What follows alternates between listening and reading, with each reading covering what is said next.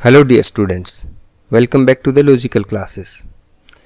आइए आज हम बात करें एंजियोस्पर्म्स की। द फ्लावरिंग प्लांट्स, एंजियोस्पर्म्स को फ्लावरिंग प्लांट भी कहते हैं क्योंकि इनमें फ्लावर एक स्पेशल स्ट्रक्चर होता है जो रिप्रोडक्टिव ऑर्गन होता है, फ्लावर होता है। और क्योंकि फ्लावर बियरिंग प्लांट हैं इसलिए एंजियोस्पर्म्स को फ्लावरिंग प्लांट्स भी कहा जाता है। तो आइए स्टडी करते हैं, इसकी फीचर्स देखते हैं। A large group of plant occurring in wide range of habitat. Angiosperms plant का एक लार्ज ग्रुप है। ये हैबिटेट भी इनकी जो है ना वाइड रेंज में रहते हैं, पानी में भी मिलेंगे, लैंड पर मिलेंगे, जहाँ देखो वहाँ एंजियोस्पर्म्स आपको मिल सकते हैं। तो एक वाइड रेंज ऑफ हैबिटेट में ये मिलते हैं। स्टूडेंट्स अगर साइज़ की बात करें तो साइज़ छोटे से छोटा वोल्फिया जो कि माइक्रोस्कोपिक हो सकता है, to the tall tree of eucalyptus over 100 metres. तो वोल्फिया जैसा माइक्रोस्कोपिक एंजियोस्पर्म्स भी देखने को मिल जाता है और यूकैलिप्टस जैसा 100 मीटर ऊंचा प्लांट भी आपको देखने को मिल जाएगा एंजियोस्पर्म्स में। Have specialised structure called flowers, angiosperm में स्पेशल स्ट्रक्चर होता है, रिप्रोडक्टिव ऑर्गन फ्लावर होता है।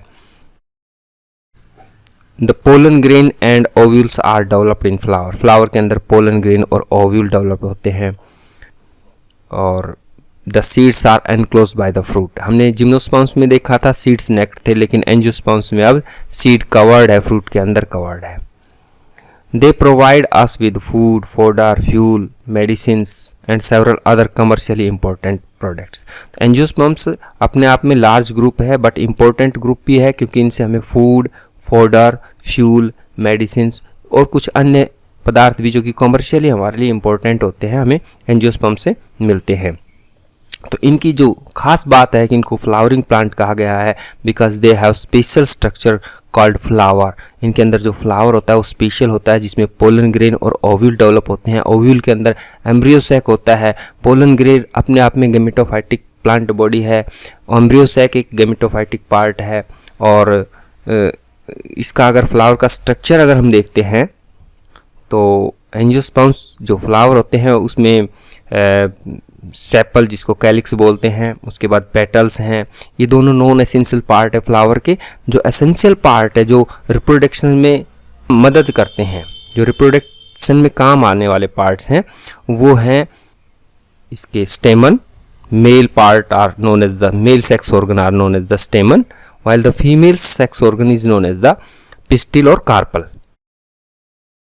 स्टेमन के अपने आप में दो पार्ट होते हैं। यहाँ पर देखिए स्टेमन ये फिलामेंट है, एक रोड लाइक स्ट्रक्चर है जिससे कि ये नीचे थैलमस से अटैच होता है और ऊपर एक नोब लाइक स्ट्रक्चर है इसका पार्ट, दूसरा पार्ट जिसको हम एंथर कहते हैं। इस एंथर के अंदर पोलन ग्रेन बनते हैं जिसके अंदर जो चैम्बर होता है माइक्रोस्पोरेंजियम कहलाता है वो। तो स्टूडेंट्स ये मेल पार्ट है जिसको हम स्टेमन बोलेंगे, रिप्रोडक्टिव पार्ट है। दूसरा रिप्रोडक्टिव पार्ट जो फीमेल रिप्रोडक्टिव पार्ट है वो पिस्टिल है जिसको कार्पल भी कहते हैं। तो पिस्टिल के 3 पार्ट होते हैं। ऊपर वाला ये पार्ट स्टिग्मा कहलाता है, फिर ये नेक लाइक स्ट्रक्चर जो है स्टाइल होता है और नीचे ये ब्रॉड सुराही जैसा जो स्ट्रक्चर है ब्रॉड नीचे से ये ओवरी है। इस ओवरी के अंदर आप यहाँ देखिए, इस ओवरी के अंदर ओव्यूल्स आपको नज़र आ रहे हैं और ये ओव्यूल्स सीड में कन्वर्ट होंगे मैच्योरिटी के ऊपर और जो ओवरी की वाल है वो फ्रूट बन जाएगी। इस प्रकार फ्रूट के अंदर सीड होंगे। एंजियोस्पर्म्स में नेक्ड सीड नहीं होंगे। जिम्नोस्पर्म्स में नेक्ड सीड थे, लेकिन एंजियोस्पर्म्स की विशेषता है, खासियत है, इनमें जो सीड है वो कवर्ड होंगे within the fruit. Ovary wall, ovary ripened ovary is known as fruit. Ovary wall mature होकर फ्रूट बन जाएगी और ओव्यूल मैच्योर होकर सीड में कन्वर्ट हो जाएंगे। तो ये तो थी कुछ बातें एंजियोस्पर्म्स प्लांट की फ्लावर के स्ट्रक्चर के बारे में। आइए अब देखते हैं मेल सेक्स ऑर्गन की detail. Students male sex organ के बारे में अगर बात करें तो स्टेमन जो है वो मेल सेक्स ऑर्गन है। The male sex organ in a flower is the स्टेमन। ये स्टेमन जो है मेल सेक्स ऑर्गन है, ये इसका फिलामेंट है जिससे अटैच रहता है और ये एंथर पार्ट है, नोब लाइक स्ट्रक्चर एंथर है।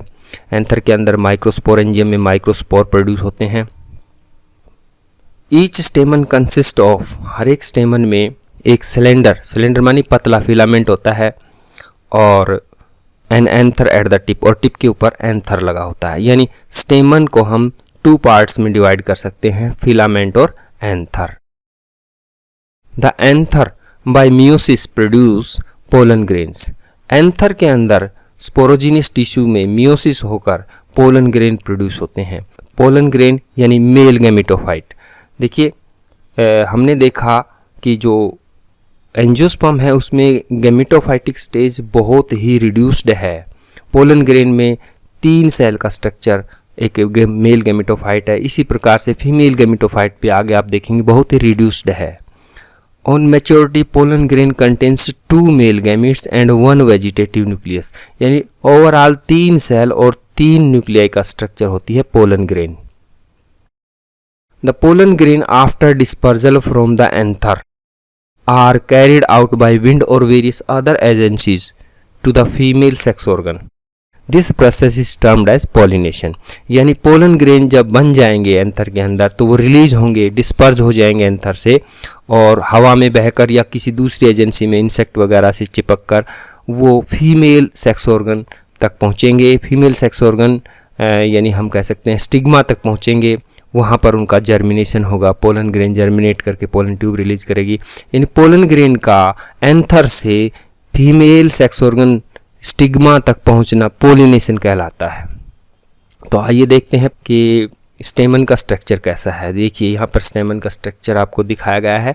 ये फिलामेंट है, यहाँ पर ये जो ग्रीन पार्ट है ये फिलामेंट है, और येलो पार्ट आपको नज़र आ रहा है वो एंथर है। एंथर के अंदर चैम्बर बन जाता है जिसको माइक्रोस्पोरेंजियम कहेंगे। जब ये चैम्बर पहले तो इसमें टिश्यू भरा होता है जिसको स्पोरोजेनियस टिश्यू कहते हैं।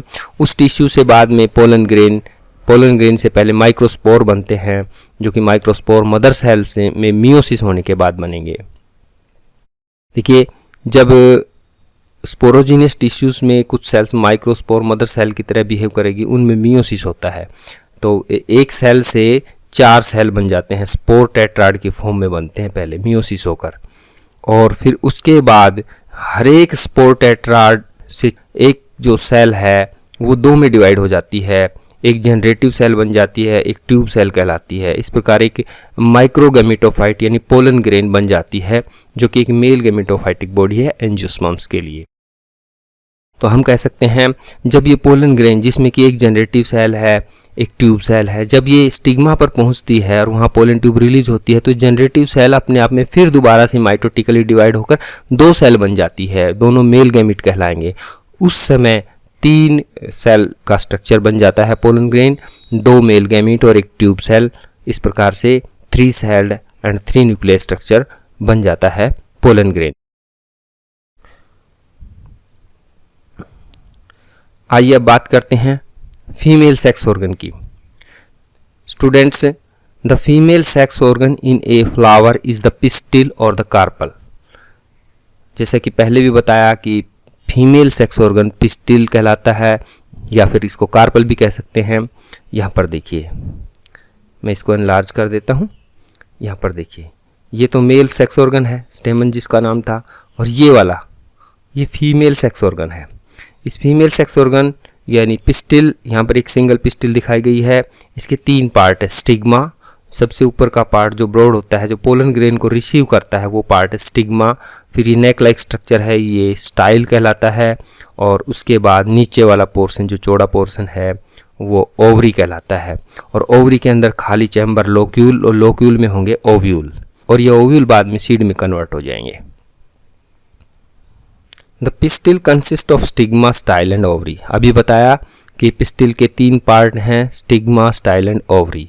जो इम्पोर्टेंट पार्ट है वो ओवरी है। Ovary encloses 1 to many ovules. Ovary में एक या एक से ज़्यादा ओव्यूल, यहाँ पर ज़्यादा दिखा रखे हैं। किसी ओवरी में एक ओव्यूल भी हो सकता है, किसी में ज़्यादा ओव्यूल भी हो सकते हैं। तो ये ओवरी के अंदर जो चैम्बर है लोक्यूल, उसके अंदर ओव्यूल लगे हुए हैं। Within ovules are present a highly reduced female gametophyte termed as embryo sac। Ovule के अंदर एक हाईली रिड्यूस्ड, पहले बताया कि एंजियोस्पर्म्स में मेल और फीमेल दोनों ही गैमेटोफाइट हाईली रिड्यूस्ड फॉर्म में होते हैं, बहुत ही कम सेल के बने हुए होते हैं। जो एंजियोस्पर्म्स का फीमेल गैमेटोफाइट है वो एम्ब्रियो सैक कहलाता है। ओव्यूल के अंदर अगर हम देखें ओव्यूल को, यहाँ पर देखिए ये एक ओव्यूल है जो ओवरी के अंदर लगा हुआ था, कि ओव्यूल के अंदर जो सेल होती हैं वो न्यूसेलस कहलाती है। न्यूसेलस में कोई एक सेल मैक्रोस्पोर या हम कहें मेगास्पोर मदर सेल की तरह काम करेगी और वो मियोटिकली डिवाइड होकर 4 सेल में डिवाइड हो जाएगी, और उन 4 सेल में कोई एक सेल 3 सेल डिजेनरेट हो जाएगी और एक सेल फिर एम्ब्रियो सैक में कन्वर्ट हो जाएगी। इस प्रकार से ओव्यूल के अंदर एम्ब्रियो सैक बन जाएगा। तो यहाँ पर मियोसिस दिखाकर ये दिखाया गया है कि ओव्यूल के अंदर एम्ब्रियो सैक की फॉर्मेशन मियोसिस से होती है।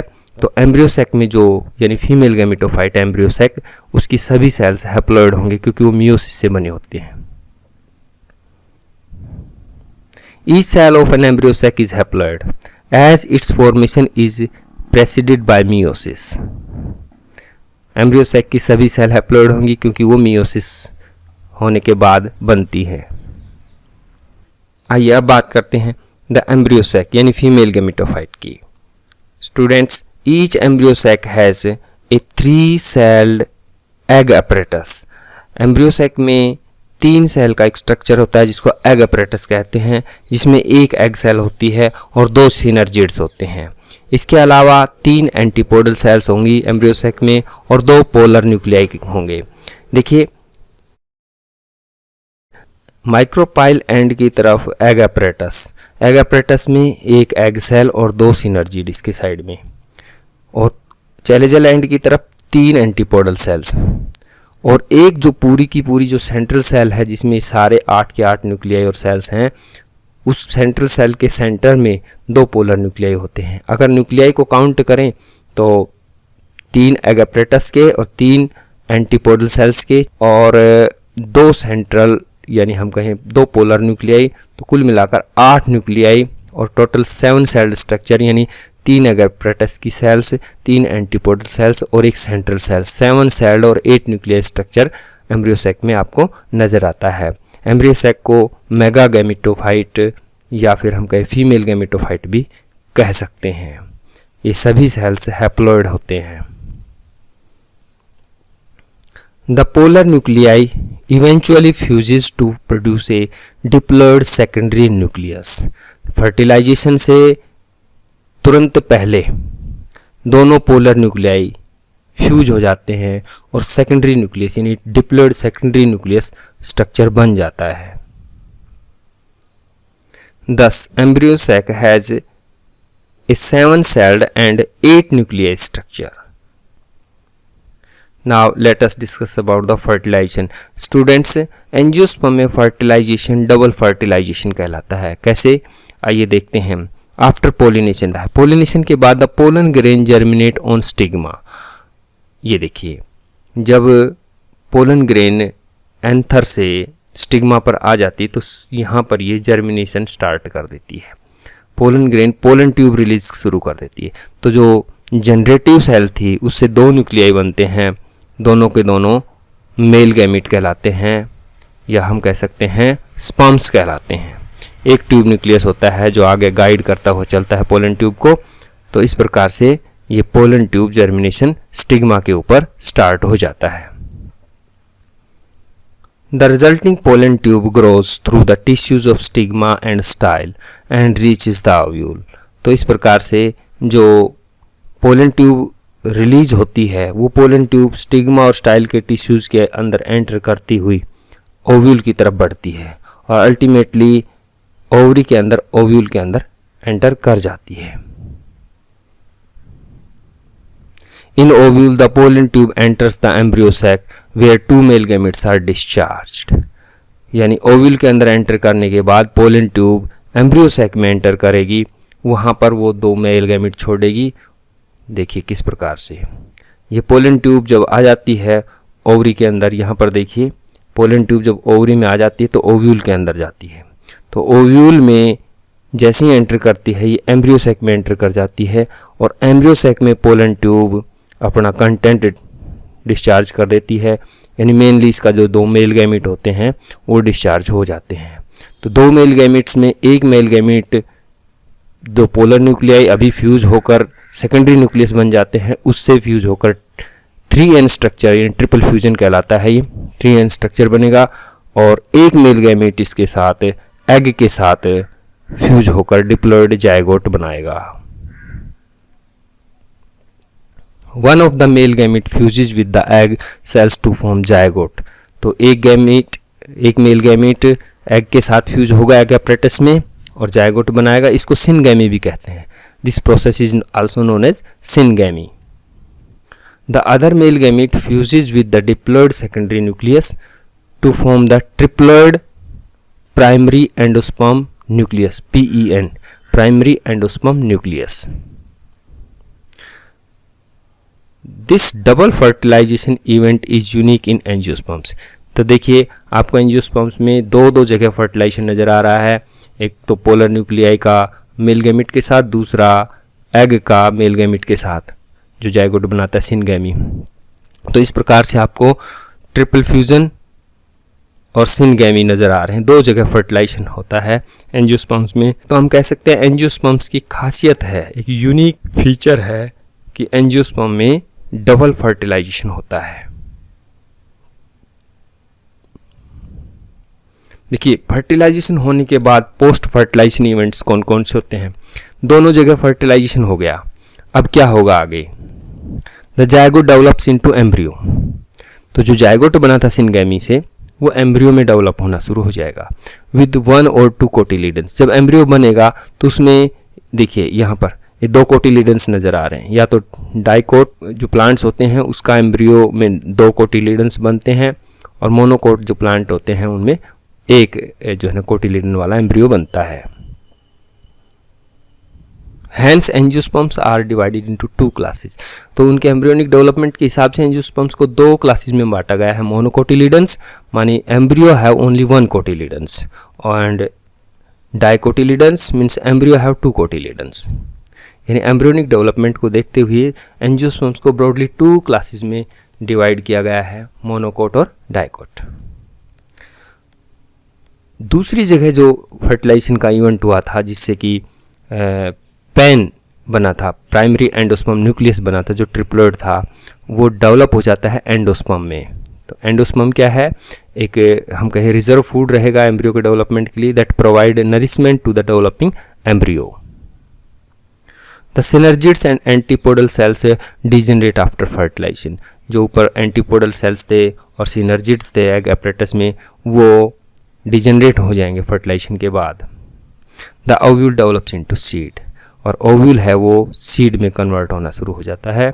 और ovary develops into fruit, ovary जो है ना वो फ्रूट्स में डेवलप, ओवरी की वाल मैच्योर होकर राइपन्ड होकर फ्रूट में कन्वर्ट हो जाएगी। यहाँ देखिए ये सीड बन चुका है, यानी फर्टिलाइजेशन के बाद ओव्यूल जो है सीड में कन्वर्ट हो जाता है। जो इंटेगुमेंट थी ओव्यूल के ऊपर वो सीड कोट बन जाती है। और जो एम्ब्रियो है जो एग और मेल गैमेट के फ्यूजन से जायगोट बना था, वो धीरे धीरे डाइकोट में 2 कोटिलीडन वाला और मोनोकोट में सिंगल कोटिलीडन वाला एम्ब्रियो बन जाता है। और जो बीच में सेंट्रल सेल थी जो पोलर न्यूक्लियाई ट्रिपल फ्यूजन से प्राइमरी एंडोस्पर्म न्यूक्लियस था, वो डिवाइड एंड रीडिवाइड होकर उनमें सेल्स क्रिएट होते हुए एंडोस्पर्म बन जाता है। इस प्रकार पूरा ये एंडोस्पर्म है जो कि इस डेवलपिंग एम्ब्रियो को नरिशमेंट देता रहेगा। और इस प्रकार से इस सीड बन जाता है ओव्यूल से। ओव्यूल सीड में कन्वर्ट हो जाता है, ओवरी की वाल फ्रूट में कन्वर्ट हो जाती है। इस प्रकार फ्रूट के अंदर सीड होता है एंजियोस्पर्म्स में, जिम्नोस्पर्म की तरह नेक्ड सीड नहीं होता।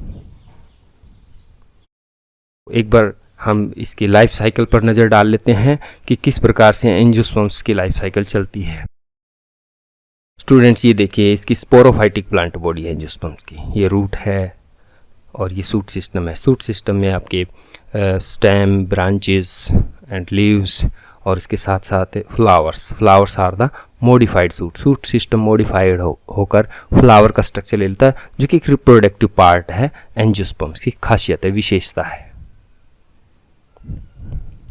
ये देखिए फ्लावर का अगर हम स्ट्रक्चर एनलार्ज करके देखते हैं तो फ्लावर में मेनली सेपल, पेटल्स एंड स्टेमन और कार्पल ये इसके पार्ट होते हैं। बट स्टेमन यानी मेल सेक्स ऑर्गन और कार्पल और पिस्टिल फीमेल सेक्स ऑर्गन है, ये एसेंशियल पार्ट है, इनके बिना जो है सेक्सुअल रिप्रोडक्शन पॉसिबल नहीं है।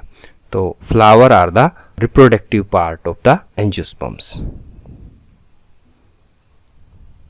देखिए फ्लावर का अगर मेल पार्ट की बात करें तो इसमें मेल सेक्स ऑर्गन क्या है, स्टेमन है।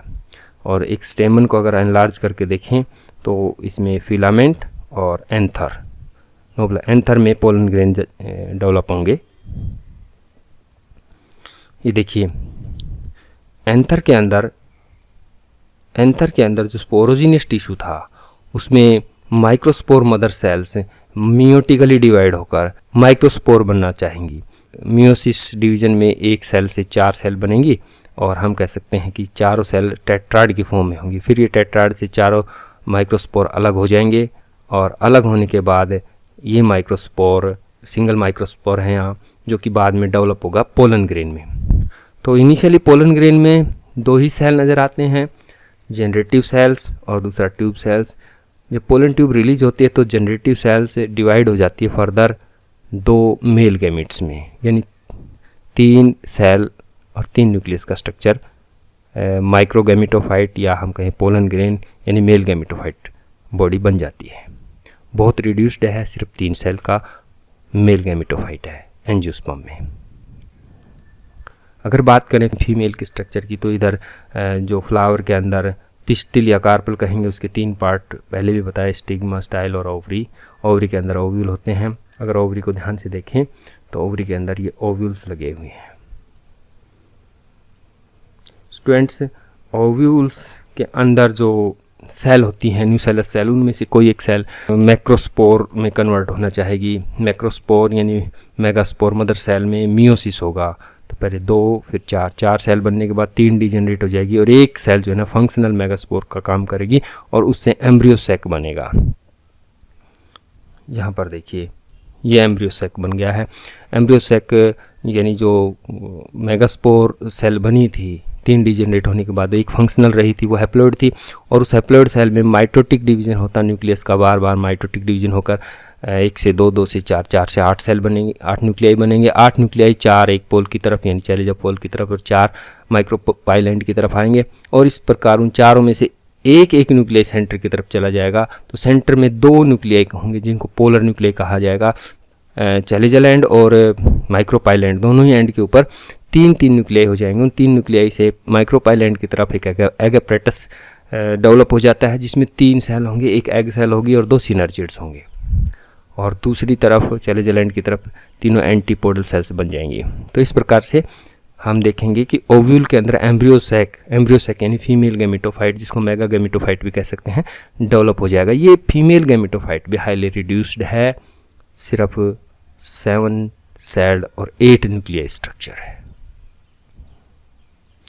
देखिए एक तरफ तो मेल गैमेटोफाइट बन गया, दूसरी तरफ फीमेल गैमेटोफाइट बन गया। अब होगा पोलिनेशन। पोलिनेशन में क्या होगा कि जो एंथर था उससे पोलन ग्रेन रिलीज हो जाएंगे और स्टिग्मा पर आएंगे, जो फीमेल पार्ट है स्टिग्मा पर। तो स्टिग्मा पर आने के बाद पोलन ग्रेन से पोलन ट्यूब रिलीज होना शुरू हो जाती है। जैसी पोलन ट्यूब रिलीज होगी तो जनरेटिव सेल्स 2 स्पर्म्स में यानी 2 मेल गैमेट्स में कन्वर्ट हो जाएगी और ट्यूब सेल्स आगे इसको गाइड करके चलेंगी। तो इस प्रकार से 3 न्यूक्लियाई 3 सेल का स्ट्रक्चर जो है ना पोलन ग्रेन बन जाती है। पोलन ट्यूब स्टाइल और स्टिग्मा के टिश्यूज में एंटर करती हुई ओव्यूल की तरफ बढ़ती है और ओव्यूल में जब एंटर कर जाती है तो इस प्रकार से आपको यहाँ पर पोलन ट्यूब एंटर कर रही है ओव्यूल के अंदर।